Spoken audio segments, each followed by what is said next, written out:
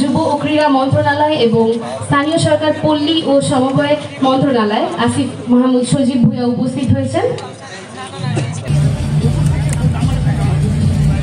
দুঃখজনক এবং কোনো আত্মত্যাগী যে বৃথা যায় না সেটা প্রজন্ম থেকে প্রজন্ম এটা বুঝতে পারবে। আহতদের চিকিৎসার ব্যাপারে এখনো যে অভিযোগগুলো শুনি সেটা আসলে একজন শহীদের বাবা হিসাবে সেখানে আমি বলেছিলাম আহত এবং নিহত অভিভাবকদেরকে যদি আপনাদের কোনো রকমের কোনো সুবিধা অসুবিধা থাকে আমার সাথে শেয়ার করেন, আমি আমার ব্যক্তিগত জায়গা থেকে চেষ্টা করবো আপনাদেরকে সহযোগ করতে। সেদিন প্রধান উপদেষ্টার সেই সাক্ষাৎকারের সময় উপস্থিত ছিলেন বর্তমান আমাদের এখানে উপস্থিত উপদেষ্টা আসিফ মাহমুদ ভূঁইয়া, নাহিদ ইসলাম এবং উপদেষ্টার সহকারী মাহবুব জামান। উনি বলেছিলেন খুব শীঘ্রই এটার সমাধান হয়ে যাবে, কিন্তু প্রায় 2 মাস হয়ে গেল এখনো কোনো সমাধান হয়নি। 800 জন ব্যক্তির যেখানে রেকর্ডেড তাদের নাম ঠিকানা পরিচয়ের ক্ষেত্রে কোনো সমস্যা হয়নি, যার জন্য বিশ্ববিদ্যালয় থেকে যখন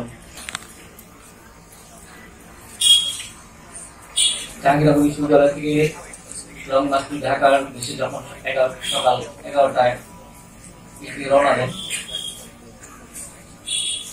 আমি সেখানে ছিলাম।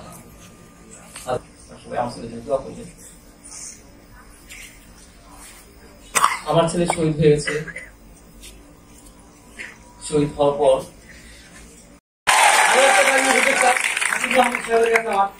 জাহাঙ্গীরনগর থেকে এই যে ছাত্র বৈষম্য ছাত্র আন্দোলন থেকে আরো 2-4 জন বৈষম্য ছাত্র আন্দোলন আমরা কেন্দ্রীয় ভাবে নেওয়ার জন্য আমরা আকুল আবেদন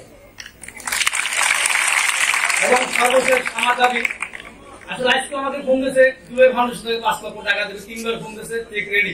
এখানে আসার পর আমাকে ফোন দিয়েছে হয়তো 6টা 10 বাজে চেক রেডি নিয়ে যান। আমি ছোট মানুষ বা গরিব মানুষ টাকা লোক নেই, আপনারা এই টাকা আমাকে করে দেন, আমি আমার সঙ্গে করে দেন, এই টাকা দিতে আহত হয়েছে চিকিৎসা করান।